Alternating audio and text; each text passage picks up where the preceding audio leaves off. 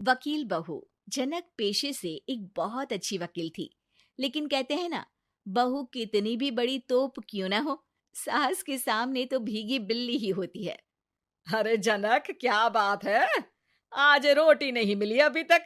ये तेरा कोर्ट नहीं है जो आज फैसला ना हुआ तो कल की तारीख मिल जाए। रोटी तो रोज वक्त में चाहिए। हाँ। माँ जी, रोटी तो कब की बन गई। मैंने आपको कहा तो खाना खाने के लिए, आपने शायद सुना नहीं होगा। ओहो, जज नहीं हूं मैं तेरे कोर्ट की, सास हूं सास। कोई दलील फालतू की मत देना यहाँ। बहुत जानती हूं मैं इन वकीलों को। अपनी बात ऊपर रखने के लिए झूठ बोलने में जरा भी नहीं सोचते। तभी वहां जनक के ससुर आ जाते हैं। अरे भाग्यवान, क्यों बेचारे के काम को कोसती रहती है हमेशा। मैं भी तो था वहां जब ये आई थी तुझे रोटी खाने को बुलाने के लिए। सास को तो अब गुस्सा आ जाता है कि कैसे किसी ने बहू की साइड ले ली। अरे वाह जी वाह। वो तो मैं जानती थी कि कोई ना कोई गवाह तो ये पेश कर ही देगी। पर मैं तो अब सीधा खाना खाकर सोने जाऊंगी। मुझे आदत नहीं है किसी से बहसा बहसी करने की। पता नहीं कैसे ये वकील इतना दिमाग लगाकर खुद तो झूठ बोलते ही हैं, साथ में झूठे गवाह भी ले आते हैं। जनक को सास के ताने सुनने की अब आदत सी पड़ जाती है। एक दिन जनक वकील की ड्रेस पर काला कोट पहनकर कोर्ट के लिए निकल ही रही होती है कि अरे कहाँ चली काला कौवा बनकर। टोक दिया ना। अब कोर्ट तो वकील वाली ड्रेस पहनकर ही जाऊंगी ना। वाह भाई वाह, दामिनी तो मैंने भी देखी है।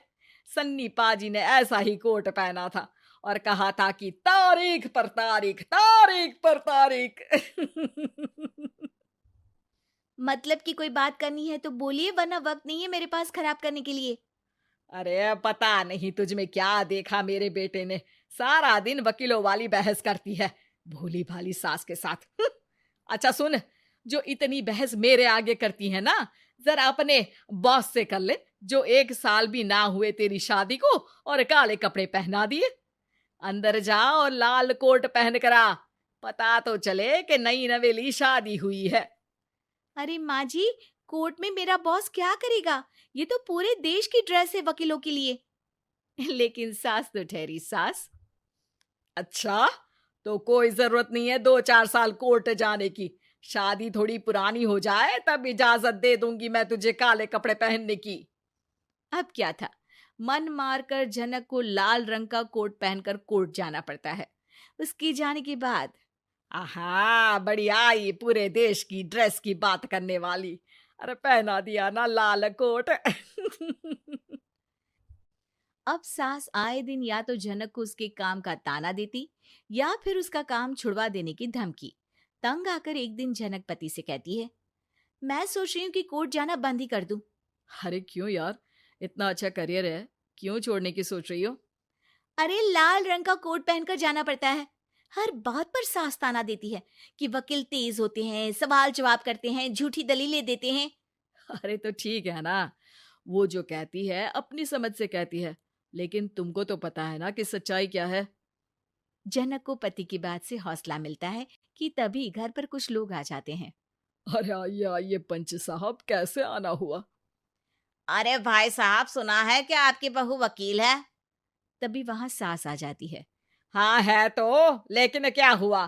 फिर कहीं बहस कराई क्या? अरे हम तो खुद दुखी है उसके व्यवहार से। अरे भाभी जी, आपको तो पूरा मोहल्ला जानता है कि आप कितना बोलती है। फिर हम यहाँ बहू रानी की कोई शिकायत नहीं, बल्कि अपनी परेशानी लेकर आए हैं। ससुर जी खुश हो जाते हैं। हाँ हाँ, मैं अभी बहू को बुलाता हूँ। जनक वहां आती है, सबको नमस्ते करके बैठ जाती है। बहू रानी, हमारे गांव में बड़ी मुसीबत आ गई है। अब तो पूरे गांव की जिम्मेदारी मानो तुम्हारे कंधों पर है। अरे ना ना, इससे तो घर की जिम्मेदारी पूरी नहीं होती। ये गांव की जिम्मेदारी क्या लेगी? भाभी जी, आप चुप हो जाओ। यहाँ पढ़े लिखे लोगों की बात हो रही है। आप जाओ, जरा रसोई से सबके लिए चाय लेकर आओ। मैं कॉफी लूंगी। हाँ हाँ, वकील साहिबा के लिए कॉफी।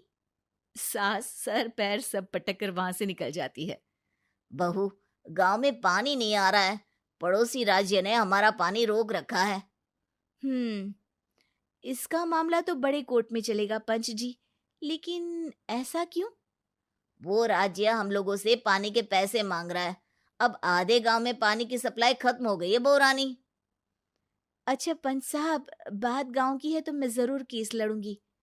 यहाँ एक बार फिर सास की एंट्री हो जाती है। अरे वाह जी वाह, ये काम करवा लो, आप हमारी बहू से बहुत अच्छा करती है।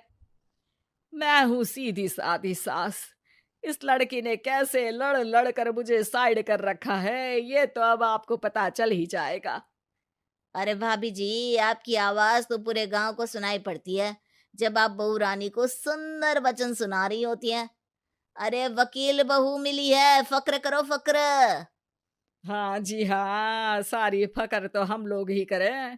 खैर, अब जो केस लड़ेगी और पानी गांव में आ जाता है तो पंच साहब लिख कर देना होगा कि हैंड पाइप में सबसे पहले मेरी बाल्टी और घड़ा भरेगा।